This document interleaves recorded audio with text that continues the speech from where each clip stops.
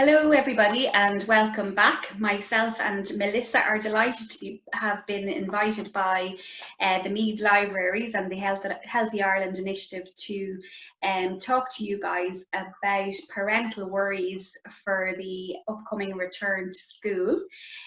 So just to introduce ourselves again, Melissa, do you want to say a little bit about yourself?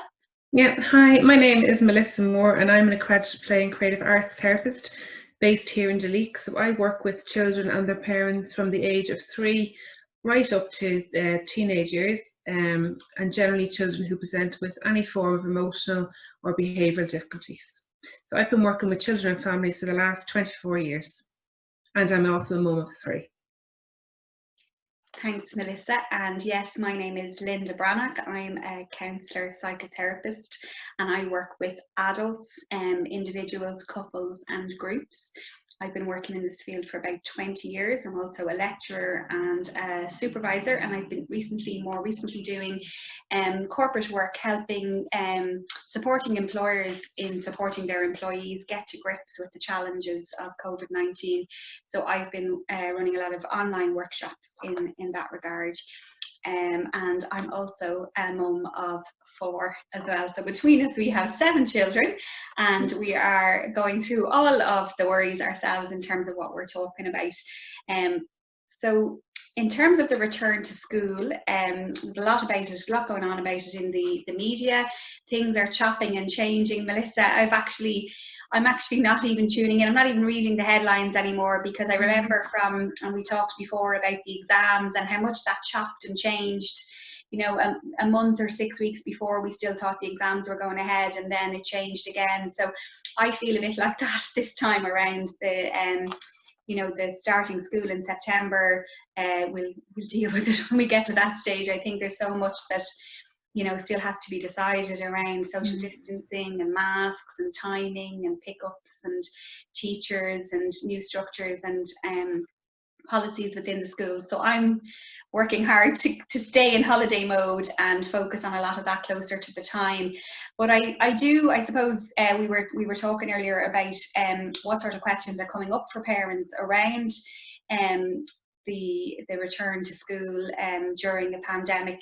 And one of the questions we came up with, which is actually directly relevant to myself, is my son is moving to secondary school from primary school and has missed out on all the preparation work in his own primary school. So what guidance or tips Melissa, would you give to myself or other parents who are worried about their 12, 13-year-olds who are starting secondary school and didn't get that? Well, they didn't get the closure, first of all, in primary school. They didn't go through all those rituals of the big school tour and the graduation and the extra responsibilities you get towards the end of 6th class, and they also didn't get the preparation, the adjustment, getting ready for moving into secondary school. So what sort of tips or guidance would you have for parents who are worried about this? Linda, I suppose the first thing I want to say is to actually really reiterate what you have said about the media and the news, and it's constantly changed. Even there to see, even 6 o'clock news was the secondary school teachers who are on looking for guidance around the use of masks and in school, and then the use of social distancing. So I think a lot of us have learned from, sitting and tuning into the 6 o'clock news to see what the figures were in COVID were, and, how that was implicating on exams and all of that sort of thing earlier on in May and June. So I agree with you. I don't think sitting and watching the news and reading the newspapers in terms of what's happening in September on a daily basis is helpful for any of us as parents. I think what it actually does is stresses us out even more when we're already stressed out. Yeah. So for me, even I'm doing the exact same as you. I've got 3 girls here, all school going. One it was actually leaving cert, so we've got all that going on as well. So I'm trying to stay clear of all of that and focus on what I do know is going to happen and getting the information from schools nearer the time. I think it's been really tough for all children this year, and I think those going from 6th into secondary school have been particularly affected by what has happened. They've missed out on all of those kind of end of year things, and here in Leek it was confirmation day today, so all of those kinds of things. But I think as parents, I think we have a lot of, I suppose, worries naturally about our children, how they're going to move on, how they're going to do. But I think the first thing we need to do is actually separate our worries from our children's.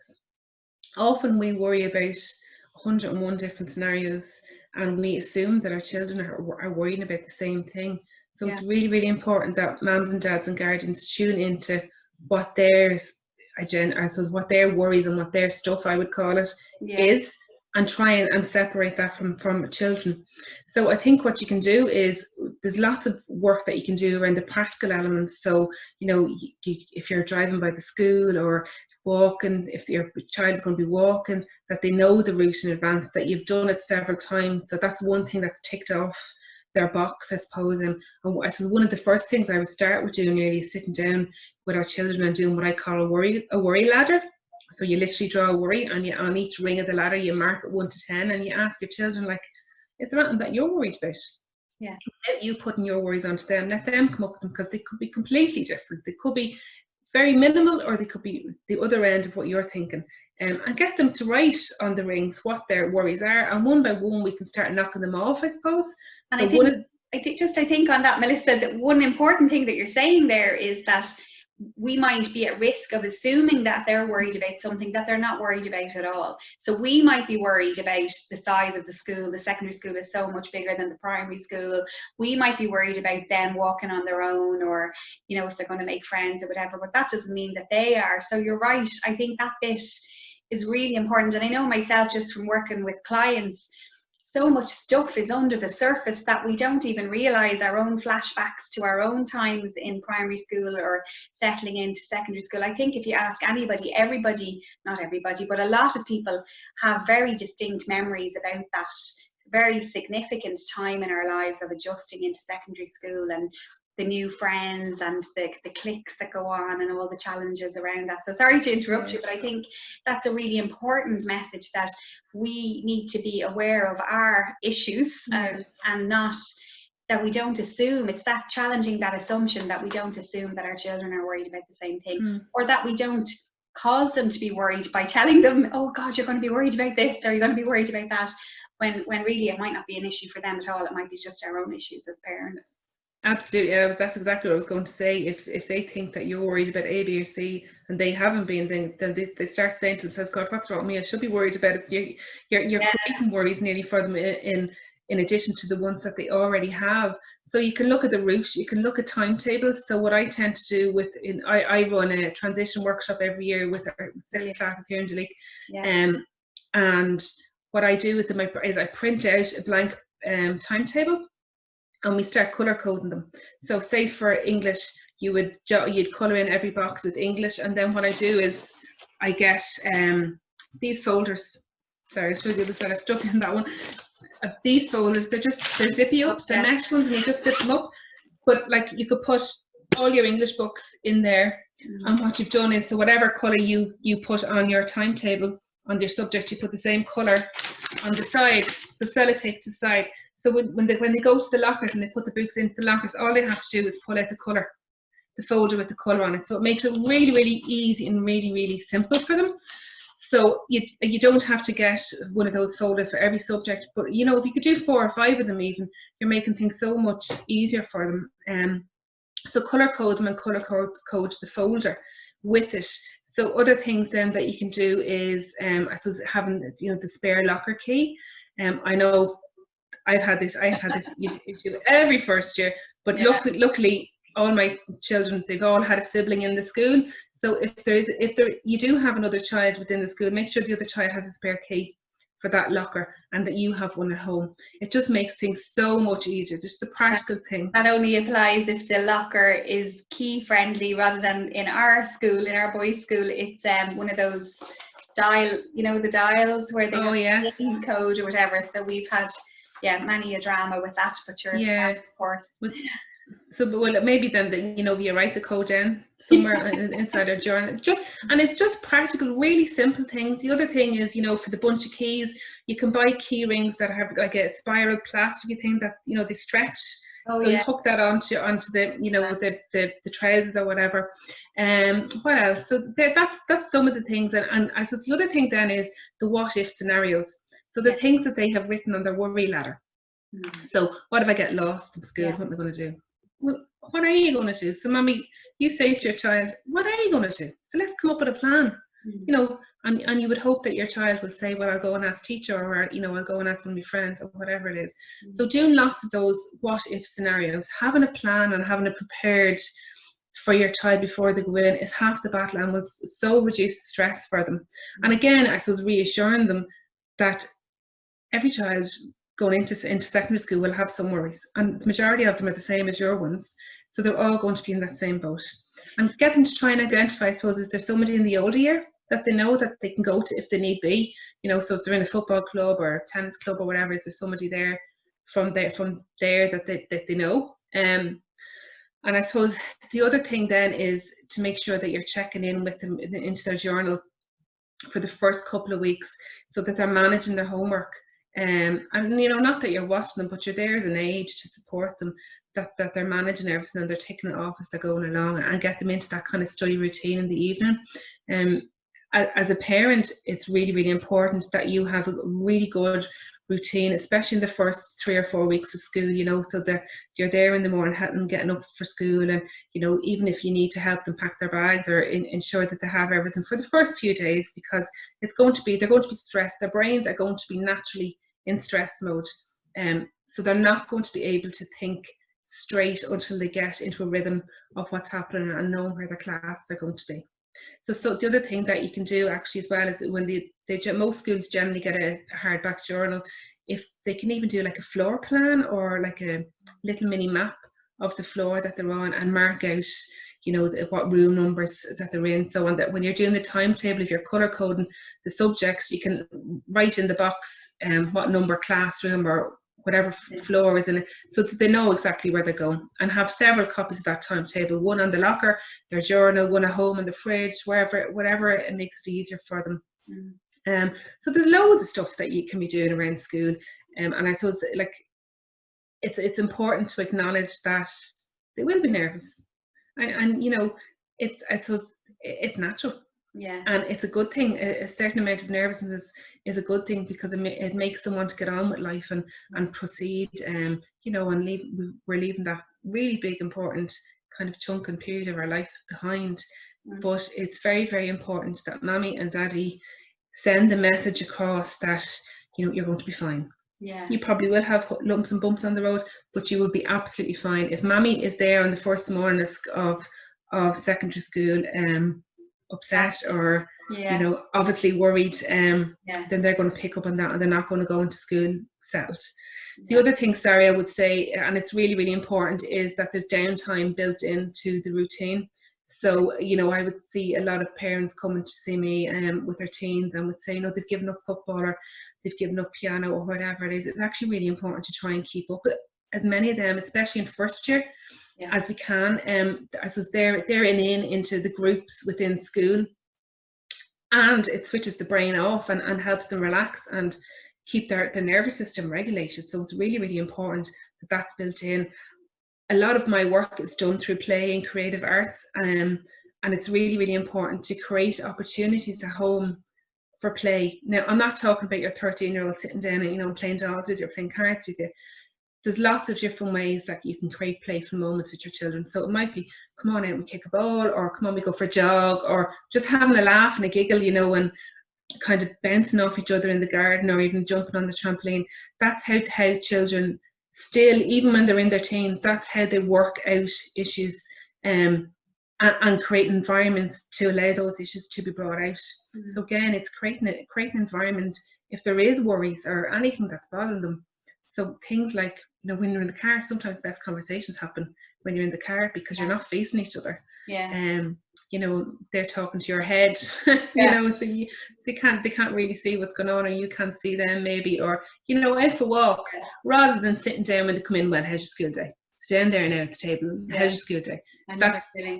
It can be really, it feels like a grilling, but it also can feel really confrontational. So it's just about making it relaxed, really. I love your folder idea, and I didn't use that on my first, but I think I might definitely give our next bucal an idea, that idea. And I love the idea of it being color coded on the map, you know, simultaneously with the folder and then with the timetable as well. I think that's a brilliant idea. And I think something else I'm picking up from you there that I think I might add into the conversation now over the next few weeks is how, you know, there's been other little dramas or crises over the years, you know, and to remind him how he managed to figure out a way out of it already, that he, you know, I think for me, what I'm hearing from you is I need to give him a message that I trust him to figure this out. I'm not worried. You're going to be fine. You know, that, you know, you've come through things before, you'll come through this again. And it is a big adjustment, like you say, and to normalize that everybody else is going through the same thing, even though they might all have a brave face on the bus or in the corridor and pretending that they're all getting on great, when really inside they could be all quite worried and challenged as they settle in and adjust and find themselves again. So I think I've picked up a lot there of nice reminders in terms of just that reassurance and the trust, isn't it? Just to kind of believe in our children that they will settle in. So thanks for that. The next question really that's coming up a lot again around September is the newbies into primary school, you know, the children who have missed out on so much at the end of preschool and Montessori. And I know I have a little one as well in this category, and you know, they had great plans for, you know, they had a pack which they ended up posting out to us around adjusting to preparing for school. And that, you know, it was my understanding that from February, March onwards, we were going to be nearly working alongside the Montessori and the preschool at home in terms of making sure they could, you know, do those little tasks for themselves, you know, just, you know, overseeing the, you know, the toilet, making sure my little one could, you know, wipe her bum properly, or, you know, find her coat. How do we, what sort of pointers would you have for parents who are worried about their little ones who might have missed out on so much of that, and are really only coming out into the world now, you know, as some of the restrictions are eased, and you know, parents who are worried about their little ones settling into junior infants and starting primary school, what pointers would you have for them? I think a lot of it is quite similar, Linda, to the 6th class pupils, but what I would say to parents is just stop yourself there for a second and have a think about the first day of preschool or the first week of preschool, and have a look now and see how far they've come. What bumps has there been on the way? How have you managed them? How have they adapted to them? And I'm sure most parents will say, well, we had, you know, this instant or that instant, or they were really upset or whatever, but a few days later they were grand. So I think a lot of it is back down to believing in our children, and more importantly, I think believing in us as parents. You know, you've got them this far. We've had the last 4 or 5 months of hell, to be quite honest. You know, we've had little children at home and we've been trying to work at home. And we've got the drama of all sorts of other things. We might have had sick people, we might have had bereavements, you know. So children are really resilient. I think children even more than us. Like even at the height of lockdown, we were still able to go and do our Aldi shop or our Super Value shop or whatever, whereas children weren't even, they're still not really welcome in shops, a lot of the shops. And so they've been really, you know, even playgrounds only opened recently, and so they've been really kind of sheltered in their home and not getting out that much. So they've really been through a lot. They have been, Linda, but on the flip side of that, I would say maybe in the last month, I have got really busy again, even just with phone calls and giving advice, having like Zoom consultations and things like that. But very few of them are children of that age. Whereas I would work with a lot of 3 and 4 and 5-year-olds over the years, but they seem to have adapted really well to what has been happening. And they're really resilient, and I think really sometimes we over worry as parents about things. But look, this is a new milestone, you know, and us mummies can be renowned for first aid tears. I was just going to say it's a milestone, you know, and naturally, but as well as for them, it's a big milestone. Absolutely, absolutely. You're letting go of your little one, and it's a big deal now. But I do think this year is going to have to be slightly different in terms of you know, I suppose mammies and daddies and guardians showing their upset in the first couple of days, because there's so much going on for kids this year. We've got the whole thing of COVID going on. They haven't had the, you know, the transition period from preschool into primary school. And I've actually spoken to, I'm doing some workshops with some local schools here, just around helping them to help the staff settle the children back into school, and deal with any traumas that have come up. But some of them have been saying, you know, it's really important that the parents give the message to the children on morning one, you know, I know you're going to be fine, teacher's going to look after you, principal's going to keep you safe, I'll see you later, and off you go. So they don't actually, for the ones I've spoken to, they don't actually want you hanging around the school like we would have done in previous years, because they've had that such a long period at home with you as well. So you're right, it's kind of like what I was saying about the 6th class boy. It's about us giving them the message, you've got this, I'm not worried, you're going to be fine, this is a good thing. Yeah, absolutely. And you know, if you're standing there and you're shaking and you're nervous and you're tearful, your child's going to pick up on that. They're like little sponges, and they might not know why you're upset, but they will in turn, it's like a domino effect, they'll start becoming upset, and then the tears start, and then you've got 6 other kids around them in tears because your one is in tears, you know. And I suppose that it's going to be difficult enough for school and for teachers on day 1 and 2 this year. That's what they don't need any further things that can be avoided. But you know, there's plenty of practical things that you can do with your children. Like you named one there, in terms of making sure they knew how to put their coat on them without the help.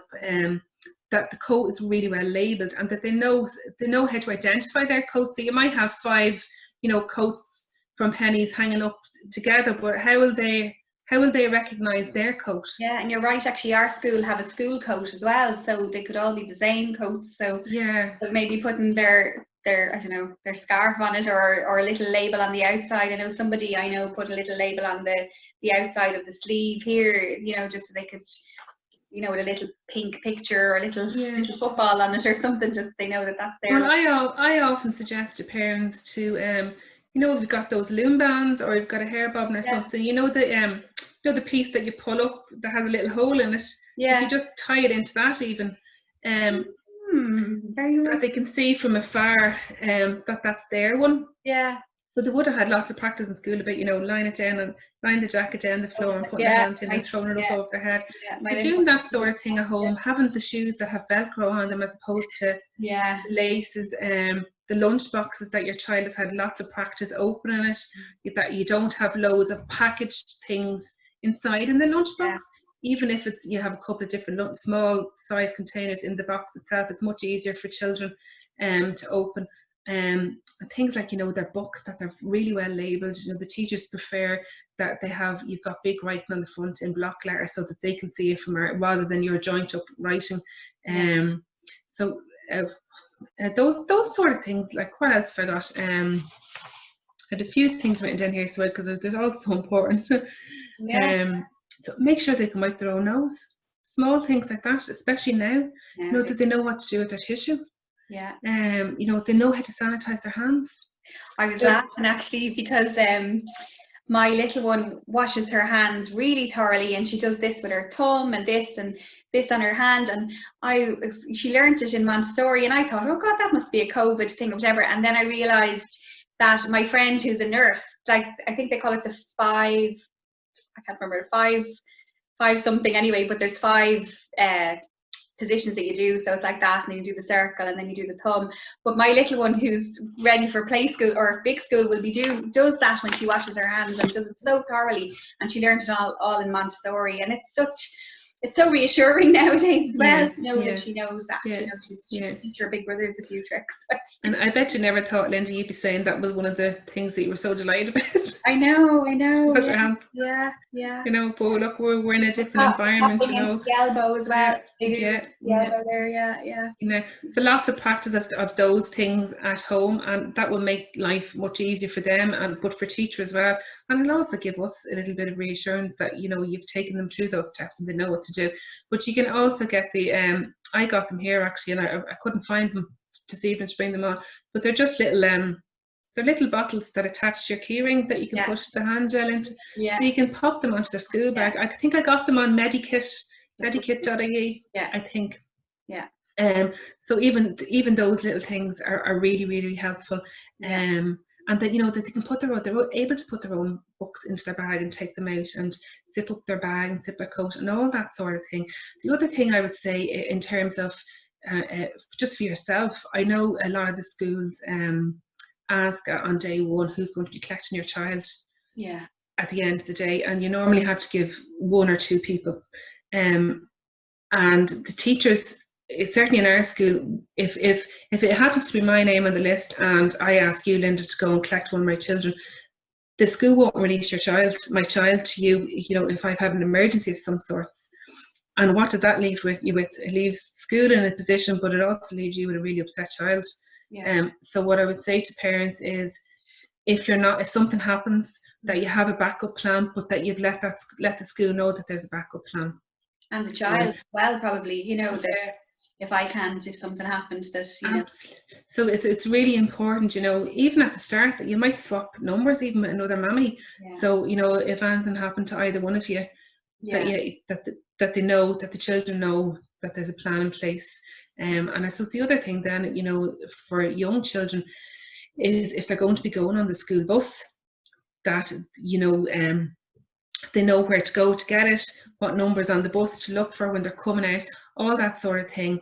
So sometimes, you know, I remember when mine were going, like, I would have drove up behind the bus and met them up there to make sure they knew where they were going, and vice versa when they were coming out.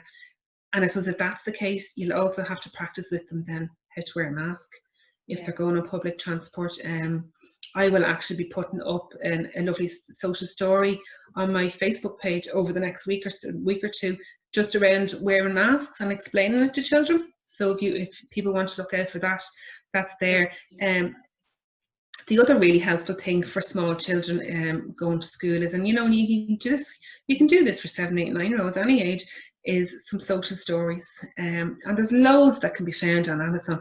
I have a couple here of this one. This is a great little one. It's called School Time for Sammy. So that's about starting school. I actually think I picked that up in deal, so it was only a couple of euros. But this one is my absolute favourite. The Invisible String by Patrice Karst. So that's around separation. So leaving mammy behind, but there's always a bit of mammy and daddy with you. So what you can do is to follow it up. When you've read the story, I suggest mommy or daddy giving your child a transitional object. So that's something that you would carry from home into school and back and forward. So as simple as a string, piece of wool. So I give the child a piece of wool and I cut a piece for mommy. Same colour, off the same ball. Your daughter or your son keeps it in their pocket. So when they're missing you, all they have to do is put their hand in their pocket and give it a little rub. So the idea is that when they're rubbing the string or pulling the string, that you're feeling it on the other end. And there's always that connection between you, so no matter where you are. That's a really lovely one. That's actually on my Facebook page as well, that story and the activity. If anybody wants to go into the videos there and have a look at them. So there's lots and lots. And I suppose, the other thing, again, I know I've said it about the secondary school as well, is creating lots of opportunities for play.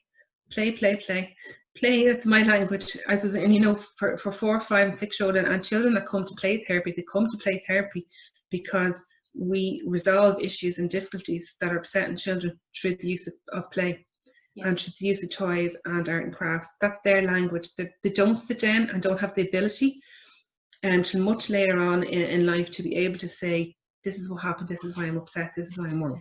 So obviously you're a play therapist, Melissa, so and I get it as a therapist. I understand, you know, how people can express themselves through play, but you know, when you're talking about encouraging parents to give their children that time to play, can you just say a little bit more about what you mean for the kind of more informal time at home, how that would benefit their kids? So if you sit down, so it's about the parents sitting down or getting down on the floor at eye level with your child, maybe 10 minutes in your day. That's it. It doesn't have to be structured play. You can just kind of say to your children, no, you know, fancy playing something, and let the child go and take out something. And it's quite non-directive and you've left it up to the child. So you're just sitting engaging with your child as they're playing, and you may be playing with them. So often, like, children would say, would play school, like we all know that children play school, and you see all sorts of stuff when they're playing school. You see the bossy teacher, or the bold child, or the bully in the yard, or whatever it is. That can often be ways of them expressing what's going on for them. So you let the child be in charge. Let the child be in charge. Let the child lead. You don't need to be asking lots of questions. You're just sitting back watching, or if you're invited into their play, that you play with them. But you don't necessarily have to be verbal within that play. So let them be in charge. Like, I would have lots of children coming, over now, and just prior to we totally locked down, and I would see things in their play around bereavements and deaths. And that's perfectly normal. It's not something to get worried about, or get really concerned about. That is how your child is expressing themselves and expressing things that are on their mind, and they're hiding internally. So it's best off trying to get it out, but providing the opportunities for them to do that thing, rather than trying to suppress it, because, as we all know, especially as Linda and I would know, that leads to other difficulties later on in life. So just set aside 10 minutes in your day, as many days as you can, sit down and play, and just enjoy. And this is the other message you're giving your child by even doing that, is by saying, I value you, I'm setting everything aside, I'm giving you my full attention, I love you, I want to be with you, I want to know how you are, how your day is gone. And that in turn raises self-esteem before you even start going near as to what they're playing, and trying to read into what they're playing. So you're given that message just by sitting down on the floor with them and saying, what are you playing? How can we play? What do you want me to be? Will I be the teacher, or the little girl, or the little boy? And so you don't even have to use all those words that you're saying there around I love you and I value you and all that. You're actually subliminally giving that message to your child. Absolutely.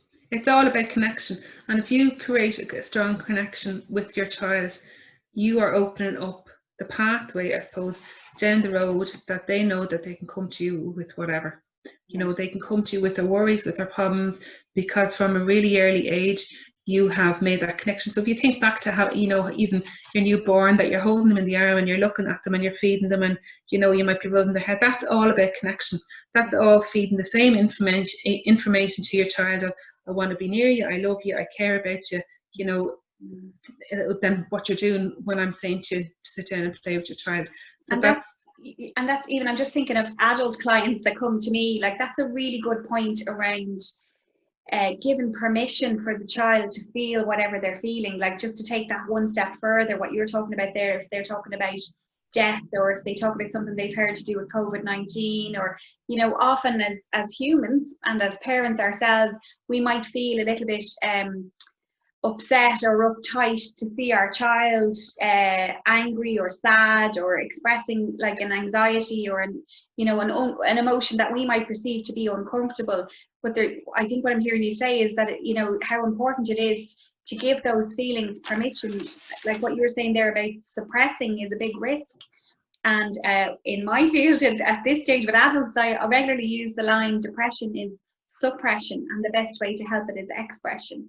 But normally you can hear how people can be tempted to go, oh no, don't be, wipe those tears, don't be crying now, or don't be scared, don't be so silly, there's nothing to be scared of, instead of saying, of course you're a little bit scared, of course you're a little bit nervous or anxious, that's normal. And then won't that make it feel 10 times better when you're relaxed and happy? And something about giving that permission. I think a lot of us didn't get that in childhood, and it's a really important thing to know that it's okay to give that permission to our children to feel those feelings, isn't it? Absolutely, because you've got a 4 or 5-year-old coming home from school upset because they were excluded in the yard, or somebody took their toy off them, or whatever the case may be. They're upset. So you as a parent can say to them, I can see that really upset you today, and I know why it upset you. Yeah. But I suppose what you're doing there is, when they're 15 or 20 and they're upset about something else much bigger, that they know it's okay to have those feelings, and they know it's okay to come to mommy or daddy with those feelings. Yeah. And the temptation, I know certainly as a first-time parent, the temptation might be, well, that's not fair, that shouldn't have happened. I'm going down to talk to the teacher to get that child into trouble, to say they should have let you have that toy, when really, I hear what you're saying is, it would be so much more empowering of us to say to our child, that is really upsetting, and that must have been, sad for you, and you must have felt left out, and I'm sure you really wanted to play with that toy. What do you think you could do next time? Let's try and figure that out. And so again, it's back to that message that we said around secondary school and settling into primary school, about trusting our children, isn't it? To kind of say, I trust you to work through this, and I'm not going to take that power away from you and do it for you. Absolutely. Yeah, that's what it's about. And it's a gift that you're giving your kids, but it's also something that, you know, you need to practice. It's not something that, you know, as you said, a lot of us kind of in our generation didn't get that, and I suppose we, you know, we're learning from experience, but it's something that you have to work on. And parenting, you know, there's no right or wrong way, there's no rule book. And you know, even though we've 7 kids between us and we're in the careers that we're in, and you know, and we've studied for years, I make mistakes, and I know you do, Linda, too. No, I'm perfect. Well, you know what? When I hear from a parent, I'm perfect, my alarm bells start going because there's no such thing. I love there's so much written, isn't there, about being good enough. So it's something about giving ourselves permission to not be perfect, and to accept our humanity and our flaws. Absolutely. In that. Yeah. And so in a more general context then, you know, as parents, we're all, you know, I suppose there's all worries regardless. You don't have to have that big milestone of first time of primary or secondary. In general, have you got any more tips for preparing our children for the return to school in relation to COVID-19? Yeah, I think that this is a tough one. I think partly it's tough because things are changing all the time. Yeah. And like, you know, we've heard things in the media about pods, and we've heard things in the media about the 2 meter social distance, all that sort of stuff. And we really don't know as parents. And I don't think, to be honest, the teachers really know either at this stage what's happening. But our kids and our teens will have questions for us. It's okay for us to say, do you know what? I actually aren't really sure about that answer, but I know we can ask your principal, and he or she will sort it out and they'll let us know. So what I would say is just be as honest as you possibly can be. You know, and I suppose if your children are coming to you with concerns of not feeling safe, or, you know, am I going to catch COVID-19 by going to school? It's about reassuring them. And again, it's back to what I was saying earlier. Look, I know you're worried, so acknowledge the emotion, because it's real. I know you're worried, but I completely trust your teacher, and I completely trust your principal, and they're going to do everything they possibly can with mommy and daddy to make sure that you're safe in school. And even if you're, you know, inside as a parent, you're falling apart and you're a nervous wreck, you have to put the poker face on and ensure that your children are going in to school as happy and as relaxed as they can be. So it's back to preparation. So what can we prepare them for in terms of COVID-19? We can prepare them as to, you know, the etiquette, you know, of sneezing and coughing into your arm, having lots of tissues. What do we do with our tissues when we're done with them? Having the spare change of clothes at home, that we can wash them if we need to in between. You know, lots of practice around the use of hand gel and making sure that there's plenty of it, and just building that into our normal everyday routine. The same as getting up and having your breakfast and having your dinner in the evening. That it's no big deal at this stage anymore. I know that, you know, the idea and the theory and the reasoning behind it obviously is a big deal, but to children, we're just giving them another piece of the routine that they have to add into their day.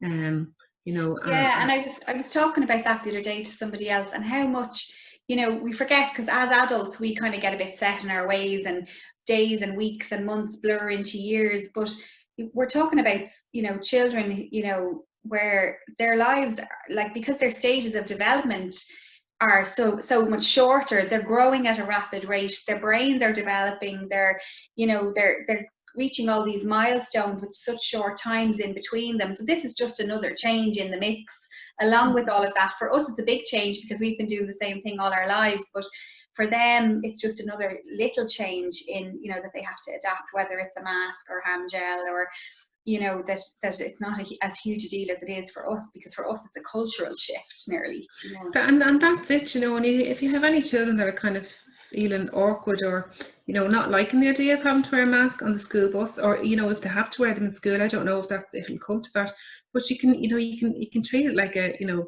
another fashion accessory that we go out and we go and we pick it, and what colour do you fancy? I think I'm going to have to, so you're making a fun experience and normalising things in the best manner that we can. But there's no harm in not knowing the answer. But the important piece is for you to actually acknowledge that with your children and say, I don't know, but I'll try and find out. And I think that's really is the biggest piece for them. But again, you're creating opportunities throughout your day, like what I was talking about earlier for the older children about, the walks and the drives in the car, that where worries can come up. Rather than you sitting down when they come up in school, right, tell me what did you do today, and what did you do when you sneezed, and did anybody touch you?